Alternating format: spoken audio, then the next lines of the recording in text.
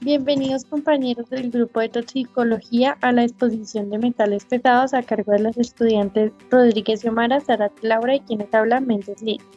Inicialmente vamos a hablar del mercurio. El mercurio está simbolizado por el Hg, su número atómico es 80 y su peso atómico es de 200. Está en el periodo 6 y en el grupo 2b del sistema periódico. Algunos investigadores señalan que el mercurio proviene del metano del manto superior localizado a muchos kilómetros de profundidad en la corteza terrestre. Asimismo, el mercurio inicia su ciclo geoquímico con el cual pasa la corteza terrestre, luego al aire, agua, suelo, animales y por último el hombre. La historia del mercurio se remonta a la lista en el momento que fue agregado a la lista de los 7 metales como el último metal agregado en la era moderna.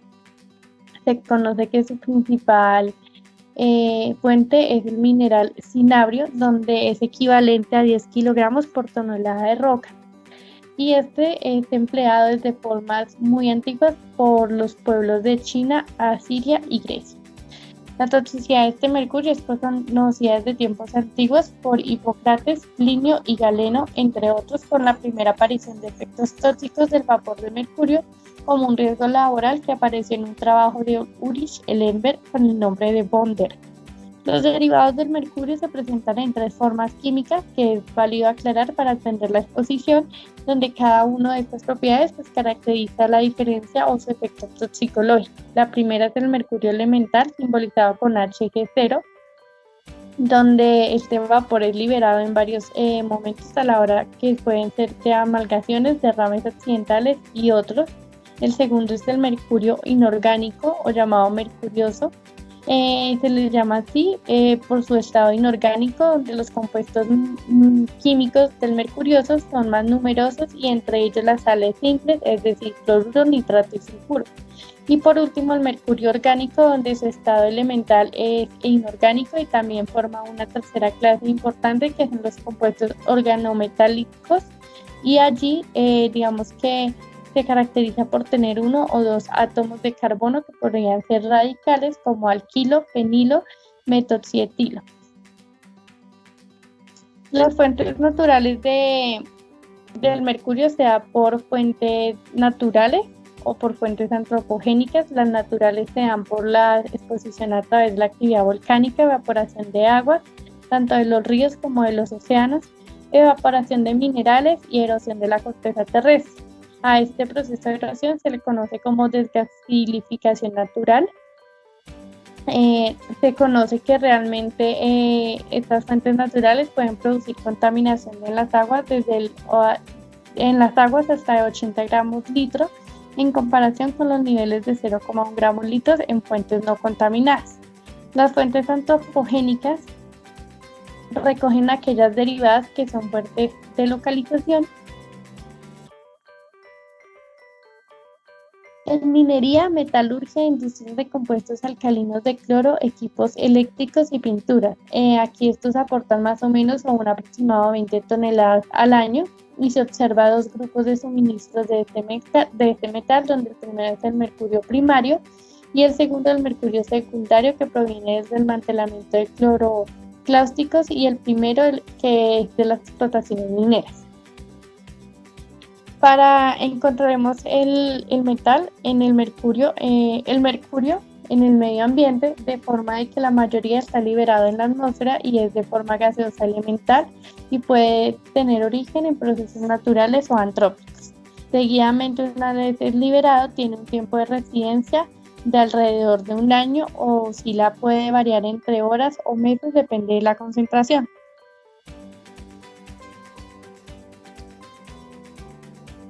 Sin embargo, cuando después de estar en la atmósfera, él llega al suelo y al agua por procesos biológicos o químico-físicos, donde el principal es que se deposita en el agua y en el suelo mediante orgánicas, digamos, un ejemplo de esto es el metilmercurio, pues porque se da en formas orgánico-tóxicas. Esta deposición produce principalmente por la vía húmeda y realmente se vuelve a regenerar el ciclo hasta llegar nuevamente a la atmósfera, de igual forma por un proceso abiótico de forma húmeda. En cuanto a vías de entrada, podemos decir que este metal ingresa a través de 3 formas: a través de la vía respiratoria por procesos de inhalación, a través del metabolismo por procesos de ingestión de alimentos y pues a través de la vía cutánea por procesos de aplicación de diferentes productos.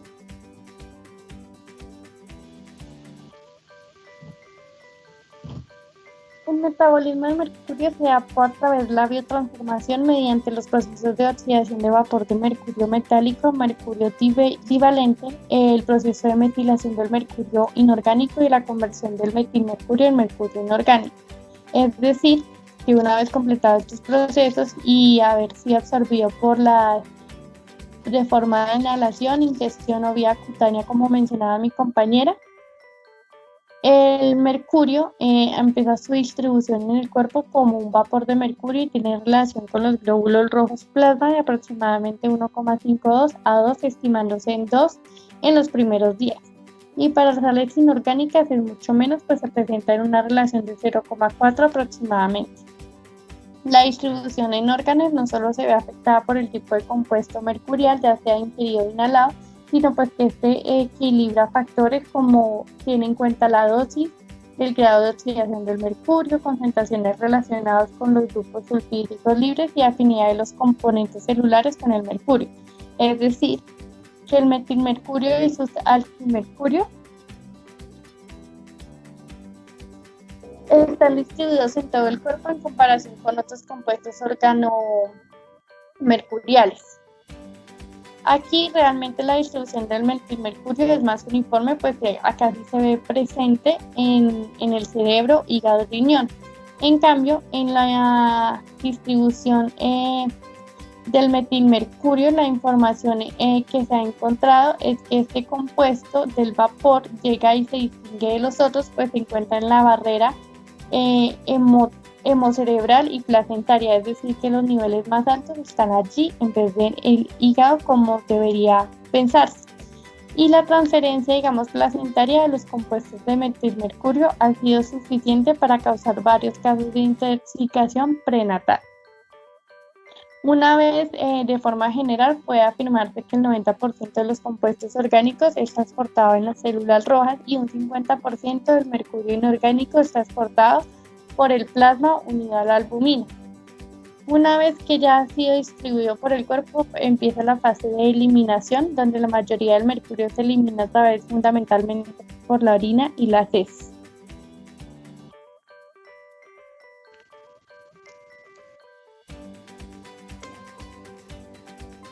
Bueno, la exposición al mercurio, incluso pues en pequeñas cantidades, puede causar graves problemas de salud, siendo pues peligroso para el desarrollo intrauterino y en las primeras etapas de vida.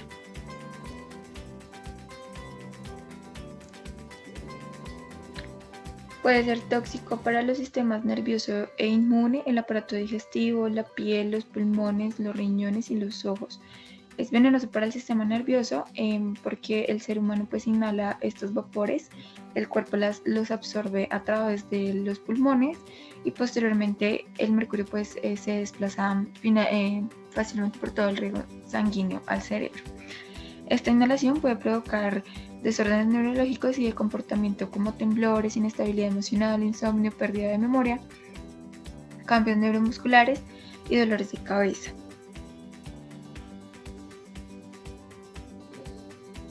Durante el embarazo puede dañar el desarrollo del cerebro del bebé y estudios sugieren que pues también afecta al sistema circulatorio y el corazón. En cuanto pues a los niveles de exposición, la Agencia de Protección del Medio Ambiente de Estados Unidos ha estimado que pues el nivel de ingesta segura es de 0,1 microgramo por kilogramo de peso corporal al día, y pues que en el tema de la inhalación de estos vapores, pues varios estudios han demostrado que las exposiciones a largo plazo de 20 microgramos por metro cúbico de aire o más tienen efectos tóxicos leves sobre el sistema nervioso central y pues en exposiciones altas pueden ocasionar la muerte. Efectos crónicos y agudos. Efectos agudos. Bueno, entre los efectos agudos podemos encontrar el dolor de pecho, la dificultad para respirar, el sabor metálico, la tos, las náuseas, la diarrea y pues el dolor abdominal. También la exposición de este metal puede causar problemas en el sistema neurológico y pues también en la boca, causando problemas como la gingivitis y pues la pigmentación del encías. También pues podemos encontrar la epitaxis y la anemia, además de la irritabilidad de los ojos y el insomnio.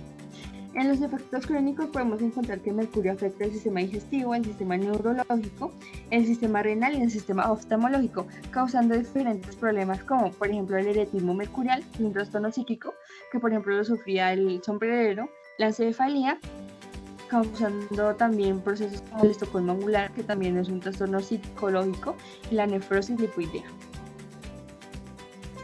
Cabe resaltar que el ser humano no debería tener mercurio en su organismo, ya que pues este no tiene funciones fisiológicas que se hayan demostrado. Para el caso clínico se tomó una adolescente y su familia que fueron intoxicados por mercurio elemental. Este proceso tuvo un diagnóstico difícil al inicio, pues por la presunción inicial de la probable etiología infecciosa, falta de disponibilidad de datos anamnésicos claves y el inusual comportamiento clínico con los signos y los síntomas de comportamiento multisistémico, que en este caso comprometían el neurológico, hepático, renal y el dermatológico. Era un paciente de 13 años, de procedencia chilena. En junio de 2011 pues inició con fiebre de hasta 40 grados centígrados y un exaltema maculopapular eristematoso, que se conoce como papel de lija. Afecta el tronco y las extremidades y puede acentuarse en zonas de pliegues de antebrazos donde se observan petequías o líneas de pastilla. Este se presenta con distribución generalizada de compromiso palmoplantar. Esto genera enrojecimiento, hinchazón y dolor en las plantas de las manos y en las palmas de las manos y en las plantas de los pies. Se diagnosticó escarlatina, o como comúnmente se conoce como fiebre de escarlata. La madre de 37 años, la hermana de 12 años y el hermano de 10 años entraron con un cuadro clínico similar.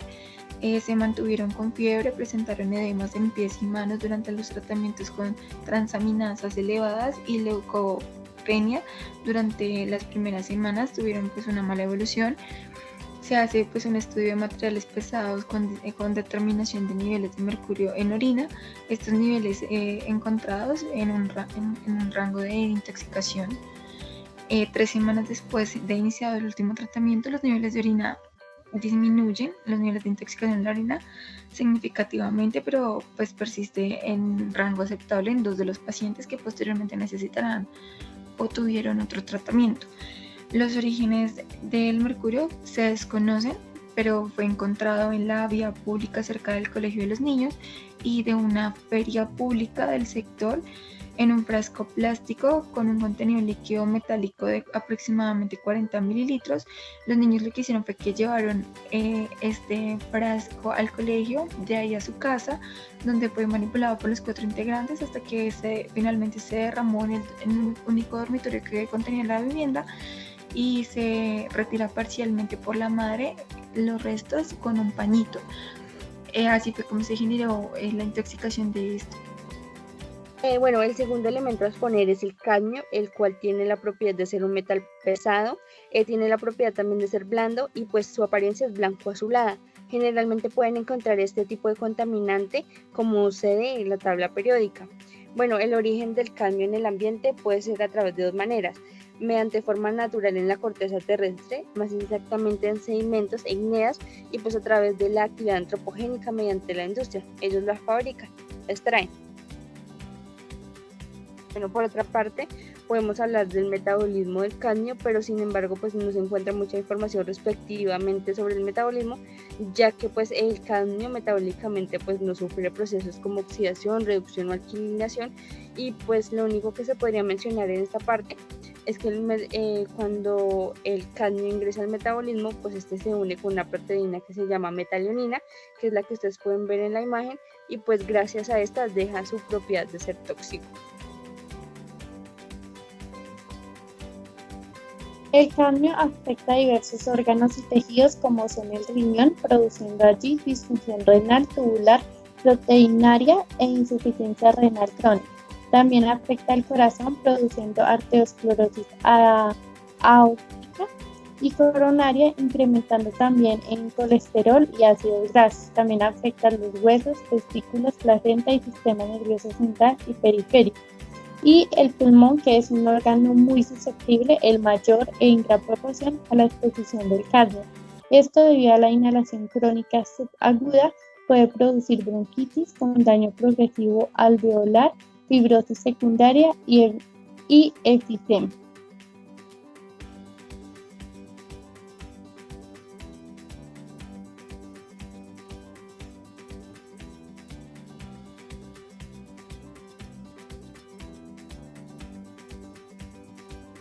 En tanto a los efectos crónicos y agudos, los efectos crónicos tienen afección renal, falla hepática, anemia y alteraciones óseas. El riñón es de los principales órganos de ANEAC y el cadmio se excreta por esta vía en 1 a 2% si se toma directamente de las fuentes ambientales, lo que provoca una acumulación dentro de dicho órgano. El cadmio daña el tejido renal y ocasiona proteinuria y necrosis del tejido renal. Los efectos tóxicos del cadmio se manifiestan principalmente en los huesos como osteomalacia, pero no se sabe si es primario por la acumulación o secundario por la deficiencia del metabolito activo de la vitamina D que libera el riñón.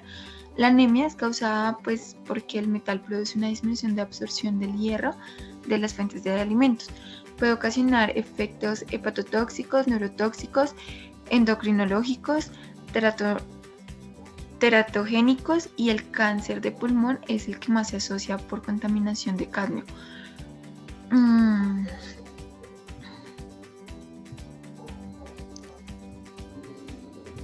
En tanto a los efectos agudos se dividen en dos.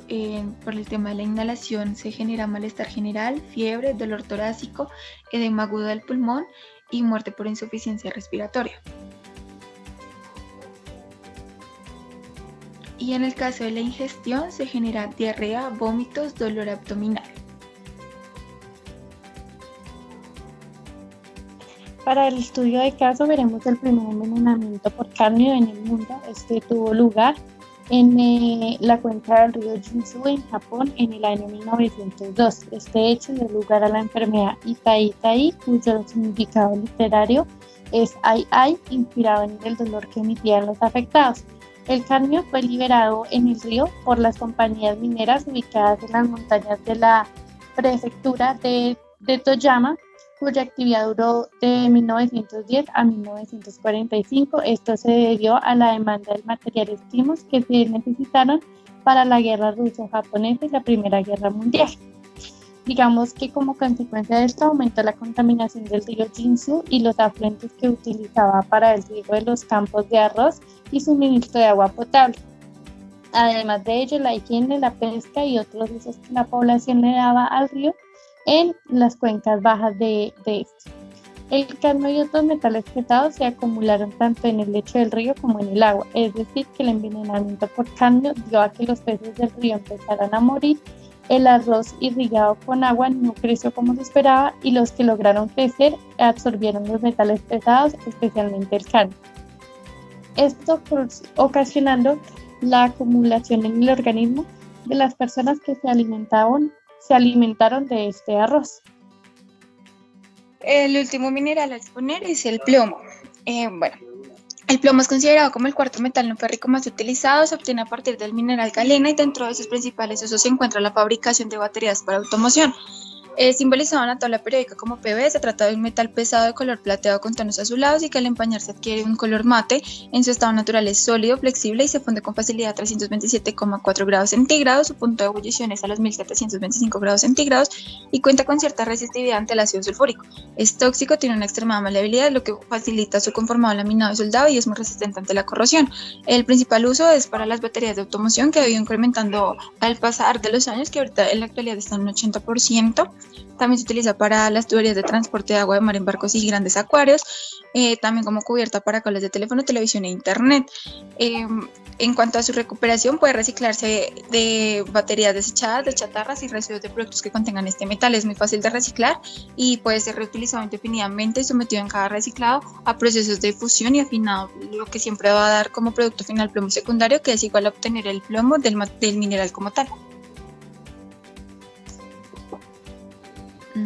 Bueno, en tanto al metabolismo, la forma más común del plomo es la inorgánica. Esta no es metabolizada en el hígado, mientras que pues el plomo orgánico ingerido se absorbe en casi toda su totalidad y es metabolizado en el hígado. El metabolismo del plomo es similar al del calcio. El organismo metaboliza el fosfato plumboso en plúmbico. El fosfato plúmbico es 100 veces menos soluble, por lo tanto es más tóxico y se deposita en distintos órganos como el hígado, el pulmón, encéfalo cortical de huesos largos. Inicialmente, cuando es absorbido el plomo, se combina con los fosfatos de plasma formándose fosfatos de plomo coloidales. El plomo entra al cuerpo a través de la absorción intestinal por medio de la ingestión, a los pulmones ingresa a través de la inhalación y en la piel por absorción. El plomo que ha ingresado al organismo es transportado por medio del torrente sanguíneo a todos los órganos y tejidos. Los principales órganos que se ven afectados por la presencia del plomo son el hígado, los riñones, el cerebro, los huesos y pues generalmente este tipo de contaminantes se deposita en dientes y huesos. Sin embargo, pues el principal órgano tejido comprometido pues es la sangre, ya que este es el encargado de transportar este elemento a través de todo el torrente sanguíneo en el cuerpo. El plomo tiene múltiples efectos hematológicos, induciendo anemia, glóbulos rojos microcíticos e hipercromáticos, deficiencia de hierro e inusual incremento en el número de reticulosis.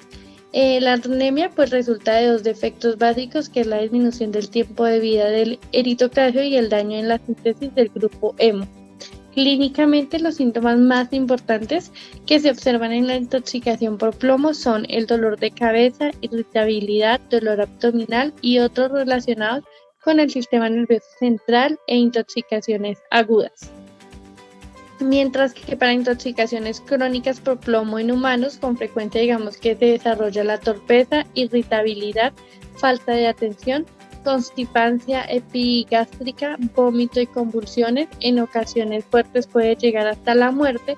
Asimismo, una de las manifestaciones clásicas de esta intoxicación es la neuropatía, que es periférica y esta se observa principalmente en adultos que son los exlaborantes o expuestos al plomo durante varios años. Estudio de caso. Este estudio de caso se llevó a cabo en Asia y se tomó un grupo poblacional de niños y niñas que tenían la edad de 7 a 13 años. Estos niños vivían cerca de fábricas que utilizaban este metal para sus sistemas de producción. Mediante diversas técnicas de corte de cabello y recolección de orina, se pudo determinar que los niños tenían gran cantidad de este elemento en el torrente sanguíneo y que debido a esto estaban propensos al envenenamiento. También debido a esta gran cantidad de metal en su sistema de torrente sanguíneo, pues los niños presentaban problemas de aprendizaje. Muchas gracias por su atención.